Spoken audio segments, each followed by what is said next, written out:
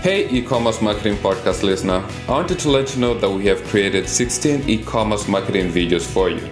You can download these free videos by visiting ecommercemarketingpodcast.com/videos or by texting the word videos to +1 480 418 1411.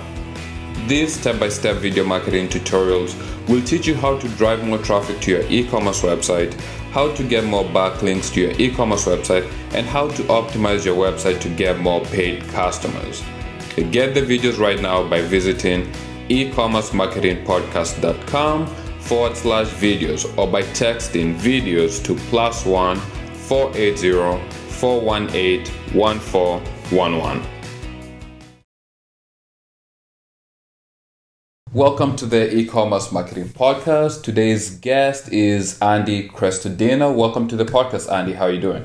I'm doing great. Thank you, Robert. Thank you for being on the podcast. Today we're going to be talking about influencer marketing, how you can connect to people with a big audience and try and have them promote you, or if you're trying to work with them so that they can get you traffic and even get you some sales for your e-commerce store. But before we get into it, if you can just give us a quick intro and background about yourself.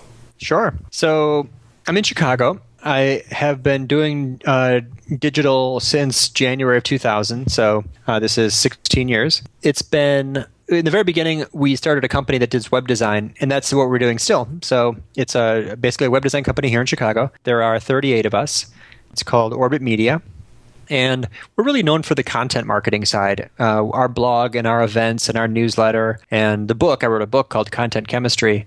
It's all about practical takeaway how-to tips. The things we're going to talk about today are examples to do great content strategy, great content marketing, and attract a big audience to an e-commerce site or to any site without spending money on advertising. So we're known for the content marketing. I do lots of search and lots of analytics work, conferences and online. And hopefully your listeners get a lot of value from this conversation today. Okay, yeah. And even just to throw in a quick plug, I know you speak a lot at a lot of the big events, and you're actually a very highly rated speaker. Well, thank you for saying that. I always get invited back, so that's a good thing, right? Yeah. And also, how did you guys do the pivot towards content? Even though you're doing your web design agency, do you still design websites and do that for clients, or do you also provide content marketing services for your clients? Not content marketing, but we do offer content strategy. Okay. So just before this, I got off a call where I was doing SEO and content strategy consulting for a client, and that's more of teaching people to fish rather than fishing for them. Yeah. So we're not going to be doing the writing for them for their content program, but we're creating with them persona research, the content marketing mission statement, gathering lists of topics, keywords, formats, and influencers, which is maybe a good segue into the conversation we're going to have now. Kind of influencer marketing is a big passion of mine, works really, really well. The key is online networking. Okay. And with influencer marketing, why is that important to businesses? Well, there are very few shortcuts in content marketing. It's a very long, slow process, and it takes a lot of time and energy to build it up. Advertising is fast and expensive. Content marketing is slow, but in some ways it's free. You just have to spend your own time. So there aren't many shortcuts in content marketing. Building an email list is slow. Building up your search rankings is slow. Building social media followings can be very slow. But in every industry, there are already people and there are already brands and writers and journalists and bloggers who have built that audience that you want to connect with. So influencer marketing is a way to find and connect with the people who have already gathered up that target audience that you want to connect with, and then reach out. You borrow that audience from them in a sensitive and considerate way. Okay. And today we're going to be talking about strategies on how you can connect with these influencers and build relationships with them. But even before we get to that, how do you find influencers in your niche? Sure. Well, the good news is that social media is the world's greatest phone book. So you can use social media tools to find anybody you can imagine. And you don't actually have to even be active within the social network to use that social network as a search tool. So one example I give is Twitter.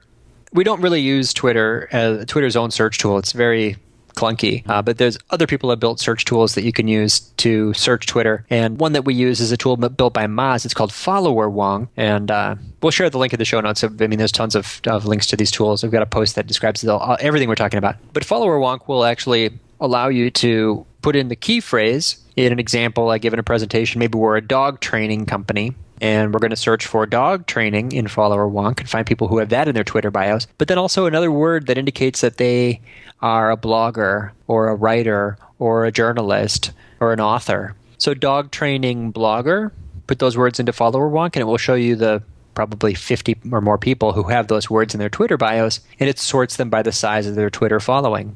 Mm-hmm.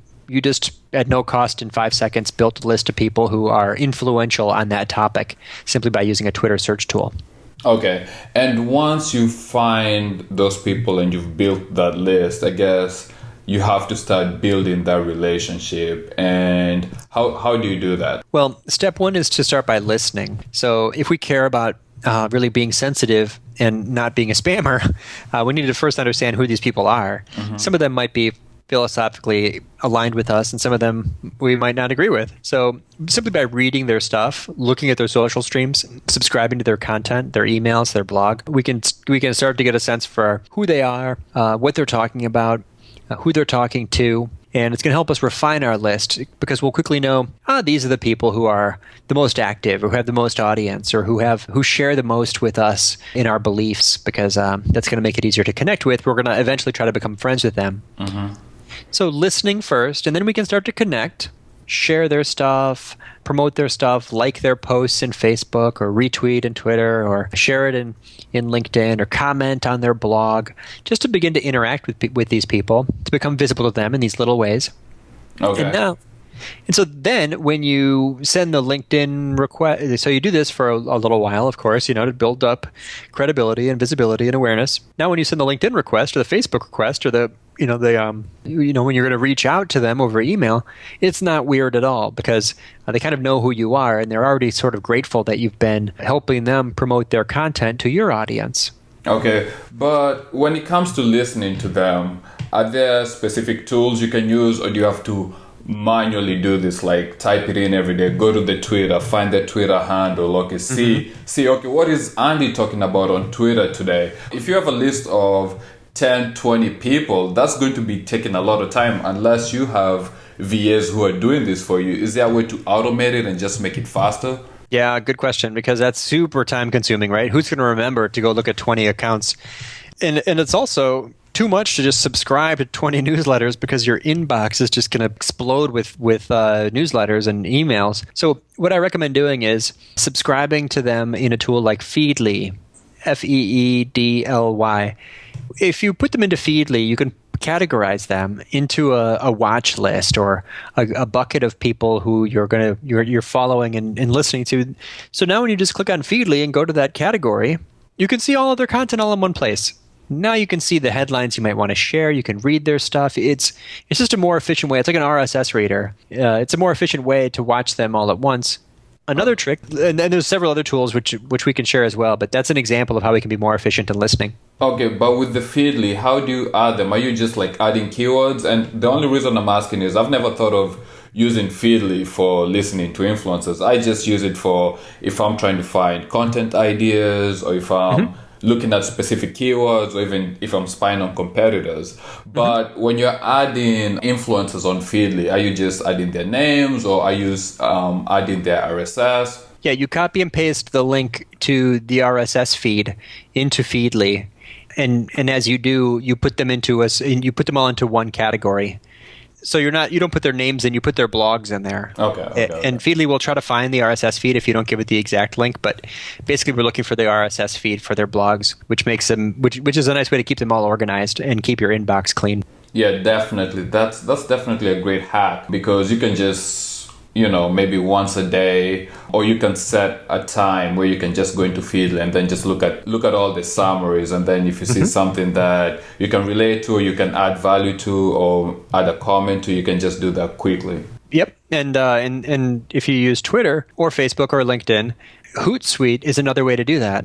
You just put people on lists, And like a Hootsuite column, a Hootsuite stream can be a Twitter list. So put all their Twitter accounts into a list, and then you can go look at that list in twitter.com or in an app or in Hootsuite, and you're just seeing those people. They're not all jumbled together with everyone you follow. They're kind of kept all separate there, which makes it much easier to respond, to share, reshare, comment, direct message, because just like Feedly, you have them all in one place. Okay. And once you're doing all this listening, you've done it over, I guess, a few weeks, you're interacting with them. So what's the next step? How do you make your next move to the influencer? Well, the next move might be very natural, because let's say that you're a dog trainer, we said, and you're writing an article about, is it safe to walk your dog without a leash? Or something about puppy training. Let's say getting your puppy to stop biting. Okay. Now, of these 20 influencers you're following, one of them suddenly starts to talk about puppies or dogs that bite. Now you have a reason to reach out, and you can say, when you share your article about puppies, you can mention them in the share and say, hey, you might like this. You've been writing about this topic. Or if you go to their site and comment on their post and say, yeah, I actually just wrote an article about this similar topic over here. And that person, you're already going to be a little bit familiar to them, because you've already been visible just through sharing. They're already going to be a little bit grateful because you've been promoting them. So the outreach, you can get fancy and send an email and very carefully construct this email to have some request, but you might find that your content calendars just fall into sync. Another approach is that you're writing an article, and they've been writing about dog bites, and you're going to write something new about dog bites. You can actually send a LinkedIn message or a Twitter direct message or an email, potentially just an email, that says, I'm writing an article on dogs that bite. Would you mind creating or contributing a quote? I just need 50 words on the topic of dog bites, and I'd be happy to include you. And you put them into your content. This is very powerful. You're now using your blog as a networking tool. If you have time, just make it a rule to never publish an article without input from somebody. Contributor quotes make your content better, make it more likely to be shared by the influencer, which was our goal, and it's just great networking. So I highly recommend including contributor quotes. If you look at my blog, I include them almost all the time. It's just it's a great tactic for both content creation, quality, and promotion. Yeah, I definitely agree. And it's also something good for building a relationship. We've used it at our company, where, like a quick example, we are working on an email marketing guide. And I just sent out an email to some e-commerce marketing experts telling them, hey, can you give us your best tip or hack on e-commerce email marketing? You can just send something like less than 100 words. And the response was overwhelmingly good. People just wrote back, sent all these, their best advice. We include this in the guide, and then immediately once you start sharing it, they can share it to their own audience. But also, I'm planning to add them to, I don't know if you're familiar with this tool, but Meet Edgar. Oh, I use Meet Edgar, and I love that tool.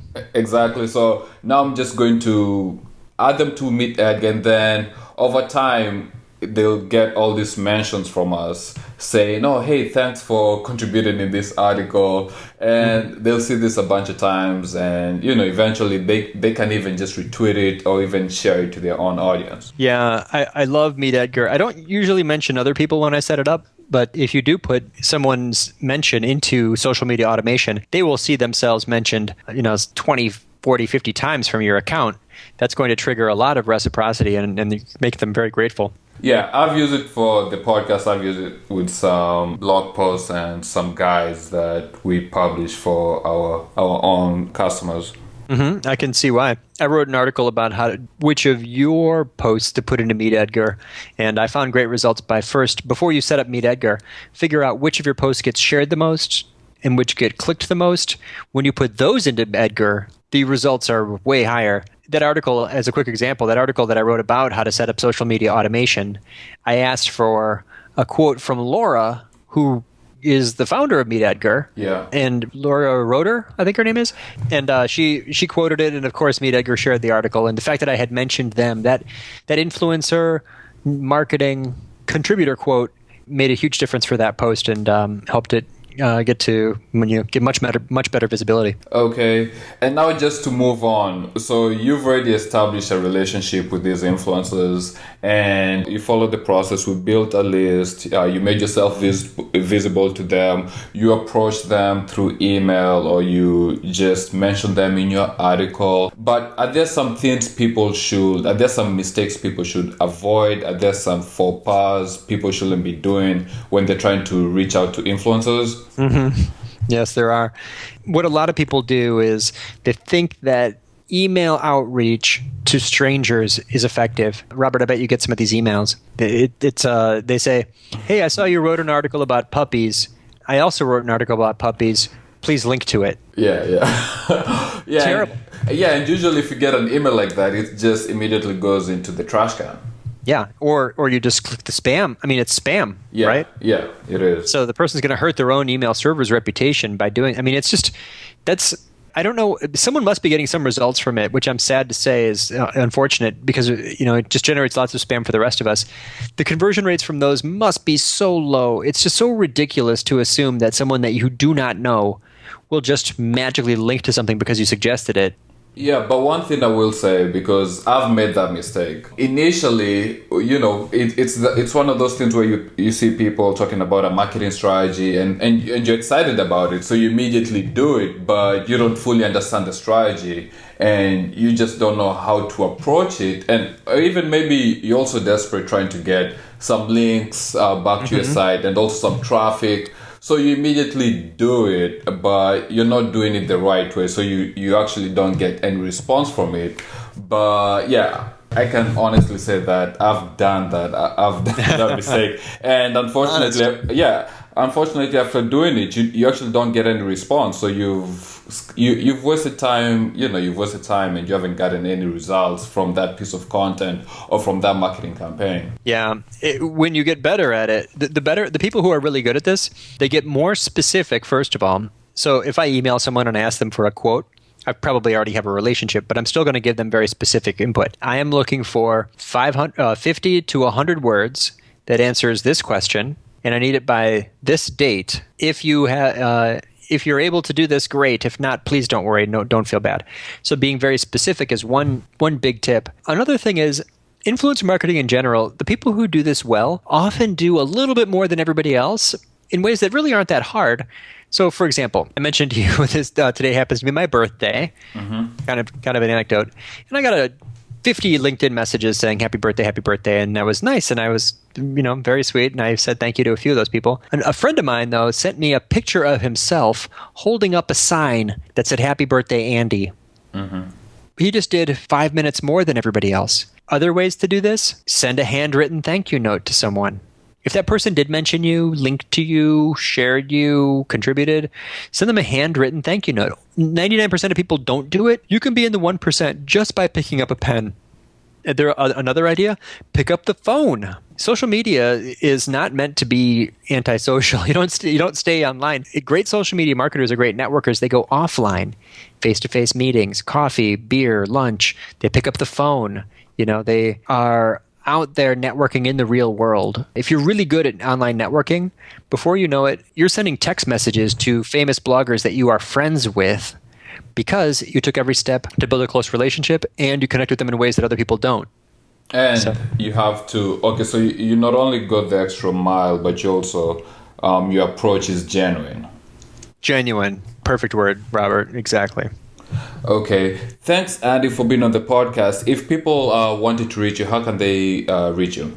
My Twitter handle is my last name, Crestodina. Okay. Spelled like it sounds, Crestodina. But mostly you can find me on the Orbit site. It's orbitmedia.com/blog.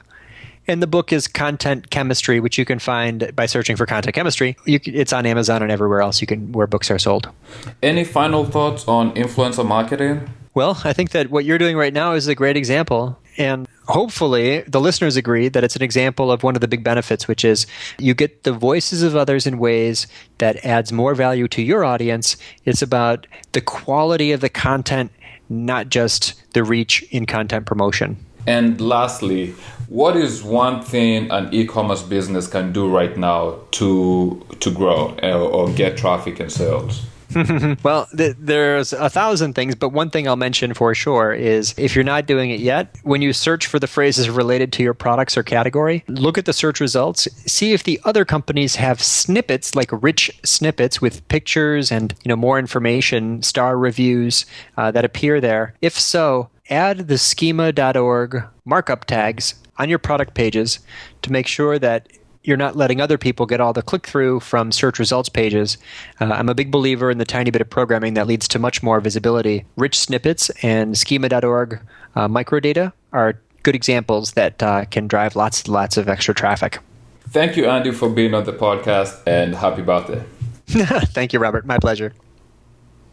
Thank you for listening to the E-commerce Marketing Podcast. Join the E-commerce Marketing Podcast Facebook group to learn, connect, collaborate, and grow with other e-commerce marketers at ecommercemarketingpodcast.com/FB. ecommercemarketingpodcast.com/FB. Subscribe to us on iTunes by searching for E-commerce Marketing Podcast, and please leave a rating and a review. Thank you for listening. See you next time.